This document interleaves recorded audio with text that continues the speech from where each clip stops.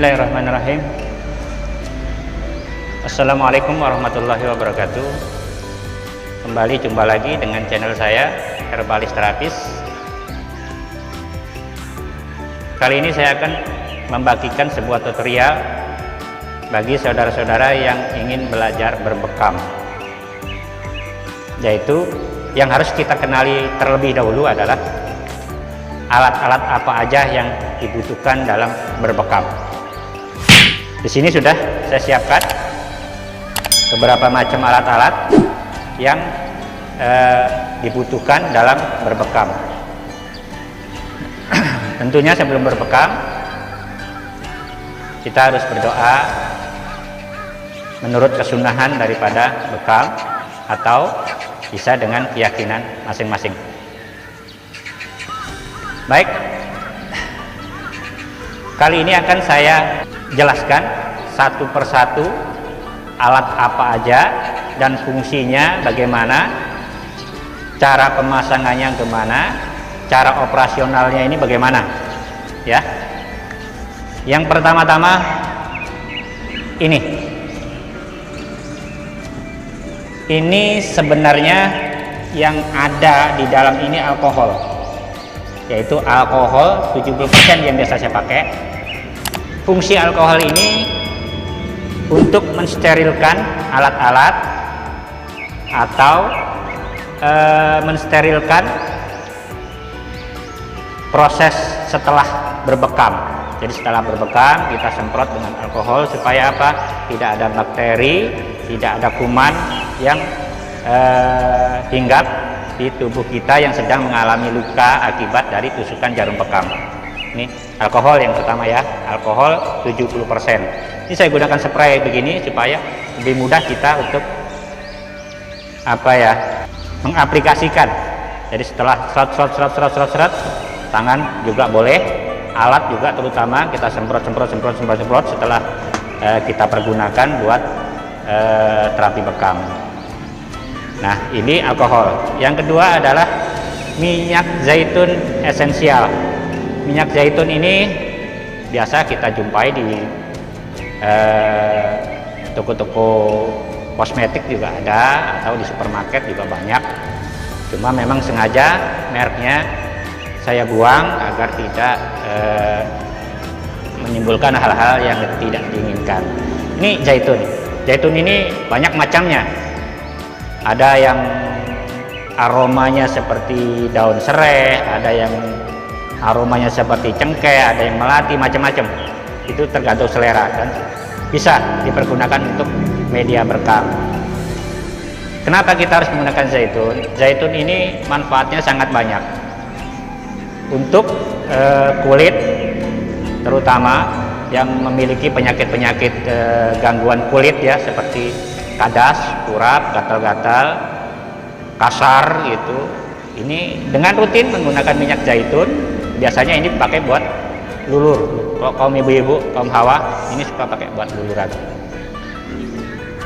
Makanya sangat bagus sekali, gunakanlah ketika berbekam dengan minyak zaitun. Jangan pernah coba-coba dengan minyak yang lain-lain, yang panas, yang apa. Nanti efeknya akan ke alat.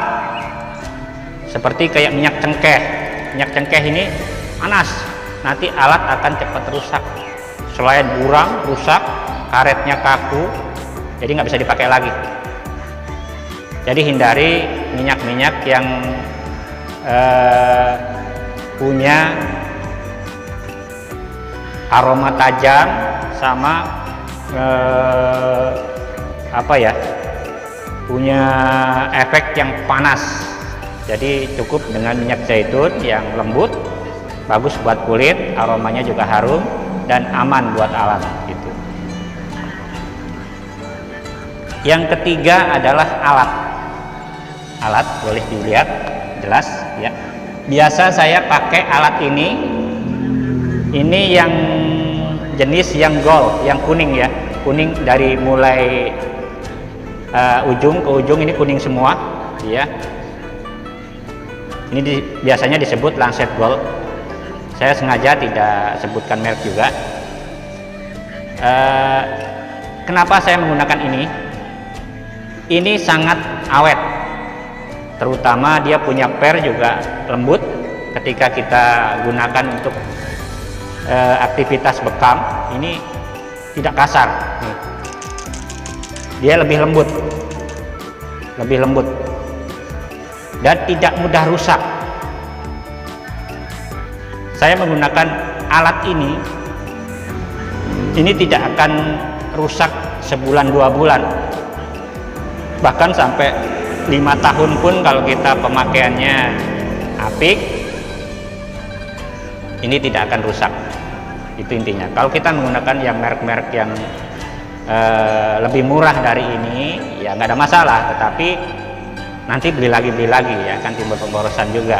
Apalagi yang plastik sekali 2 kali pakai dia akan pecah, pernya juga akan mental kemana-mana, dan itu sangat nggak efektif kalau kita pakai untuk media bekam. Udah gitu dia punya pernya kasar, jadi sensasi sakit itu terasa karena jelak. Kalau ini dia lebih lembut, buat penusukan itu lebih lembut. Nah, yang keempat adalah alat pompa. Kalau kita beli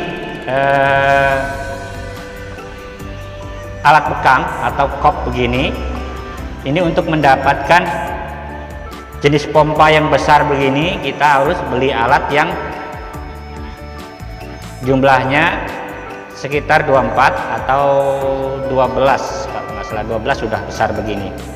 Tetapi ini alatnya ini alat memang biasanya berwarna putih. Ini hijau, ini putih semua nih. Cuman ini karena saya komben, saya pilih alat ini supaya klep hisapannya itu lebih kuat dan itu enak dipegang.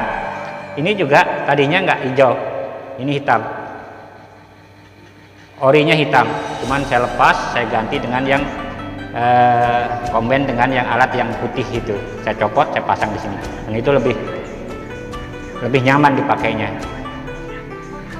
Dan ini biasanya kalau untuk pembekam yang sudah mahir, ini biasanya dicari kenyamanan. Jadi biasanya dirubah-rubah begini udah biasa. Iya. Kalau untuk merek saya sengaja nggak sebutkan, tetapi di pasaran banyak yang begini jual. Iya. Kembali lagi ke planset atau bolpen bekam. Ini untuk cara memasukkan jarum ke dalam bolpen ini sangat mudah sekali, hanya dengan memutar begini. Nah, kita putar. Nah, ini sudah ada jarum di dalam. Sudah ada jarum bekas tadi bekam atau lupa ngebuang ya. Ini cara membuangnya, jangan main tarik aja, nggak boleh. Kalau tarik aja nanti dia pernya ini di dalam sini suka rusak, mental dia.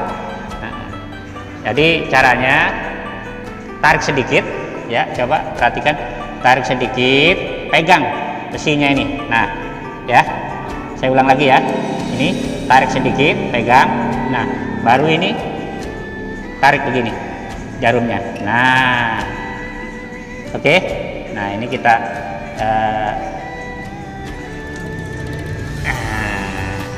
kita singkirkan yang bekas, baru kita masuk yang baru, jarum yang baru. Nah jarum yang baru ini ada beberapa jenis. Kalau saya biasa menggunakan jarum bekam itu jenis yang 21 gram. Ingat, 21 gram, karena dia punya diameter tajam jarumnya itu lebih besar sedikit dibanding yang ini. Ini sengaja kotaknya juga nggak saya tampilkan di sini, tapi ini yang 29 gram, ada yang 26 gram, dan saya nggak pakai yang begini. Ini biasanya buat cek darah, cek gula darah kayak gitu. Tapi kalau untuk bekam ini kurang maksimal. Saya biasa pakai yang 21 gram, dan itu cara pemasangannya juga lebih mudah, sangat mudah sekali. Seperti biasa, coba perhatikan nih, masukkan langsung. Nah set, tekan. Dah ya. Ini hati-hati, ini jangan sampai bengkok nih. Ini segel. Ini yang bulat di atas ini segel. Jadi cukup pegang. Nih batang jarumnya pegang begini, ya.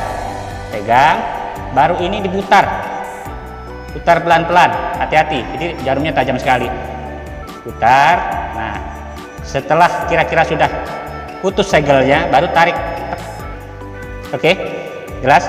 Nah, setelah ini baru kita tutup lagi. Nah, untuk lebih amannya setelah kita tutup jarum, boleh kita semprot dulu dengan alkohol, cet semuanya, supaya lebih steril dan buat pasien dan diri kita sendiri juga aman. Baik, mungkin sudah sangat jelas apa aja yang perlu disiapkan ketika kita akan menjadi juru bekam atau ketika kita akan berbekam. Karena alat-alat ini harus ada. Seperti minyak itu fungsinya buat membalur sebelum kita berbekam, kita balur dulu, dan itu nanti kita lanjutkan di video yang berikutnya. Ini hanya sekedar untuk memperkenalkan bahwa alat apa aja yang kita butuhkan dalam berbekam. Ingat, dalam memilih alat bekam jangan cari yang murah. Sekali lagi, jangan cari yang murah, karena pada akhirnya nanti juga akan beli lagi. Karena yang murah ini biasanya begitu kita tarik pecah. Kadang ini nih, dia punya gelas ini pecah, kadang ininya patah, kadang alatnya ini sekali pakai rusak gitu. Jadi saya sarankan jangan cari yang murah, cari yang ori, cari yang orisinil. Kalau yang ori ini insya Allah anti pecah, biarpun kita nggak sengaja jatuh ke ubin, ke benda keras, ini nggak akan pecah, karena dia punya bahan memang sangat bagus sih. Saya sudah pakai ini bertahun-tahun. Ini saya sudah pakai bertahun-tahun, jumlahnya banyak, ada di tempat praktek saya. Ini sengaja saya hanya pakai untuk tutorial pengenalan aja. Baik, mungkin sudah jelas. Dan kalau saudara-saudara ingin lebih jelas lagi, bisa konsultasi langsung, tanyakan langsung kepada saya di nomor di sini ya, nomor sini ya. Saya akan layani Anda di waktu-waktu jam kerja, dari jam 9 pagi sampai jam 9 malam. Saya standby di nomor ini. Oke, saksikan video berikutnya untuk mengetahui bagaimana cara kita melakukan penjaruman atau penusukan jarum bekam ini pada pasien kita atau pada seseorang yang akan kita bekam. Baik, saya rasa demikian dulu tutorial belajar bekam kali ini. Esok hari kita sambung lagi. Assalamualaikum warahmatullahi wabarakatuh. Salam sehat, salam